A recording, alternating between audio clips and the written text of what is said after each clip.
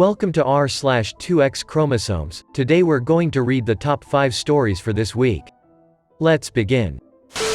I'm tired of people telling me that my daughter will resent me for not giving her a sibling.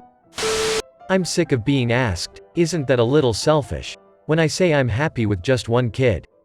Damn right it's selfish. Are you going to raise that baby? No, I am. I hated being a mom to a baby. It's not natural for me, it's not instinctual for me, it wasn't fun at all. Now being the mother to one 6-year-old. I'm having the ducking time of my life, and the older she gets the more fun I have. I love my daughter. When she was a baby, she was super cute. But when she was a baby, she was super hard for me. I will never have another baby. I will, however, consider adopting an older child. Maybe in the future. But no babies for me, ever again, and no, I don't think I will change my mind. And no, I don't think my kid will resent me. And no, I don't think she's lonely. And no, my husband doesn't care either. And no, he doesn't care about having a son, and if he does, he ain't getting it out of me. And yes, I am being selfish. Husband's complaint dealt completely differently to mine. Last night my husband and I were staying in a hotel for a small family meetup. In my country this is allowed with social distancing, and it was less than 10 people. In public spaces like hotels, there is hand sanitizer, and strict one people or couple policies in lifts, and masks should be worn. On the way home, at 11 p.m., we were heading back to our room, both wearing masks. As we entered the lift, which had clear instructions for one group at a time, a man with no mask walked in behind us. I asked him to leave and pointed to the sign, and he just laughed at me. I asked again, and he told his female companion, who was outside, to get in. I started getting angry at them both, and he called me a fat cunt. We got out of the lift as they wouldn't budge. I am so angry about the whole encounter, I'm shaking with anger as I type this. But the hotel made it so much worse. On the night, they said they couldn't identify the guests, due to no CCTV outside of the reception area, but would deal with it in the morning, which I thought was pretty poor, but was tired and upset and wanted to go to bed. The next morning, I went to reception on my own to get an update. The hotel manager was so dismissive of me, despite me being polite but articulate and assertive.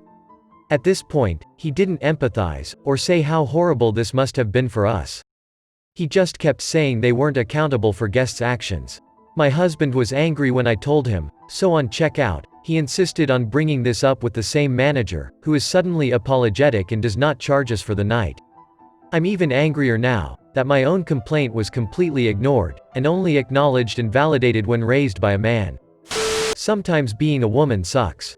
I waited for ages in reception this morning, wanting to see that man again and give him a piece of my mind, but he didn't show up, and now all I'm left with is anger, which has nowhere to go.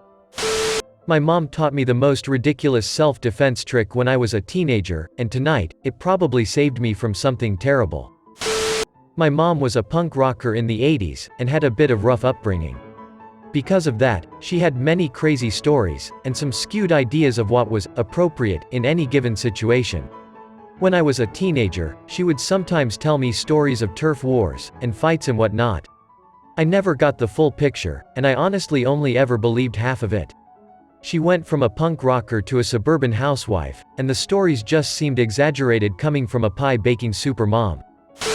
In one of those stories, she told me of a friend who always carried a single, clean needle in her purse. Her justification was that, no threat is scarier than the one of a needle, because you have absolutely no idea what disease that needle may have come in contact with, and a single prick is enough to infect you with whatever it might be infected with. She would carry it like other women carry their keys, between their fingers on a walk home at night. Well, last Friday, I just so happened to buy a few needles. I sometimes pierce ears for my friends, and yesterday, I went ahead and gave my bestie a beautiful helix. I had an extra needle packed in my bag, and didn't think much of it until I stepped on the train earlier tonight, and instantly locked eyes with that one dude on the end of the carrier, who just ducking loves to eyeball you. I think we all know the type. It didn't immediately cross my mind to grab the needle, and I did the whole, stare at my phone, and hope he goes off before my stop, dance. It became very apparent few stops in that he wasn't going to let this go, and whenever I looked up, he would be staring at me with that ducking smirk. That's when I remembered, and I grabbed the needle from my bag.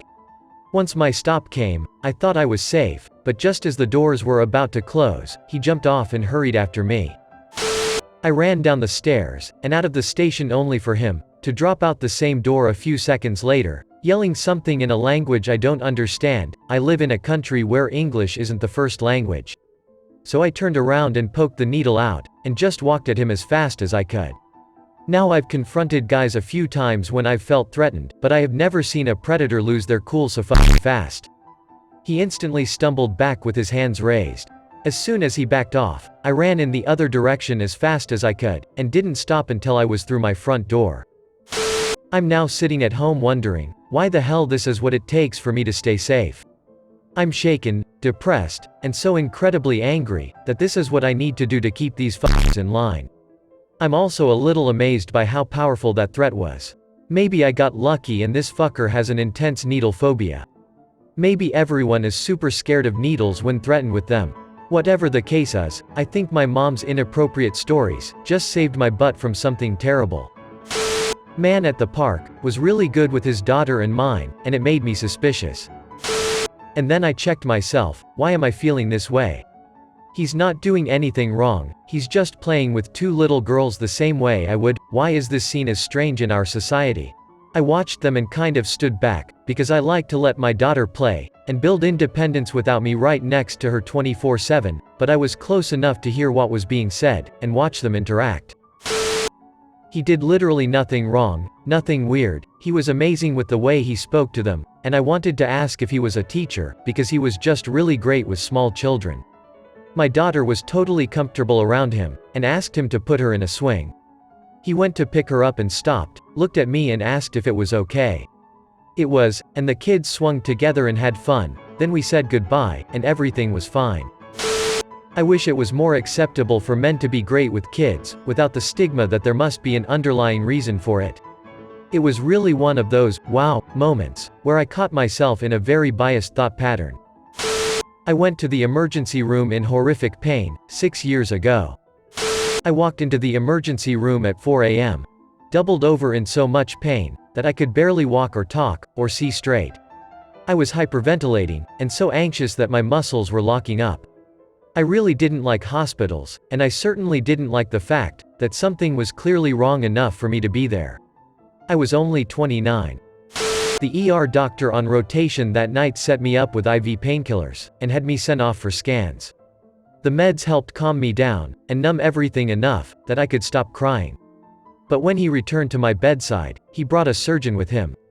They explained the scans looked normal, and my blood work was fine. And yet, I was clearly not fine. I was in a lot of pain. So they told me they wanted to do exploratory surgery, with the intent of removing my ovary, gallbladder, or appendix, most likely. I said okay. When I woke up from surgery, I was told my appendix had been removed, due to some discoloration, but everything else looked healthy. I was to report to the surgeon's office in 10 days for follow-up to check on my incisions. My surgeon stared at my paperwork at the follow-up, head in his hands. I thought maybe it was just a long day, unrelated to me. The ER doctor saved your life. Turns out I had carcinoid cancer in my appendix.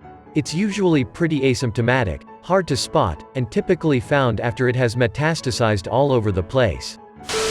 On paper, I should have been sent home with nausea meds, and maybe light pain meds, and told to see a GI, which would have taken months for an appointment. Statistically, I should have been told to suck it up, and it was just a belly ache. But they both believed me. They believed I was in so much pain, that the standard diagnostic tools were clearly missing what was actually wrong with me. There are so many stories of women's pain being ignored, or downplayed. I could have easily been discharged, and been one of those women. Who knows how long I would have gone with cancer. But they believed me. Both of them. They saved my life. And I still think about those two men frequently, how they believed me, a 29-year-old woman, about my pain, and took a risk to help me. I've been cancer-free for 6 years so far, and get checked every 3 months because this cancer type can pop up randomly. But for now, I'm genuinely thankful those two actually believed me. The world needs more doctors like them. Thank you for listening in this video. Be sure to check this out for more stories. I'll see you on the next video.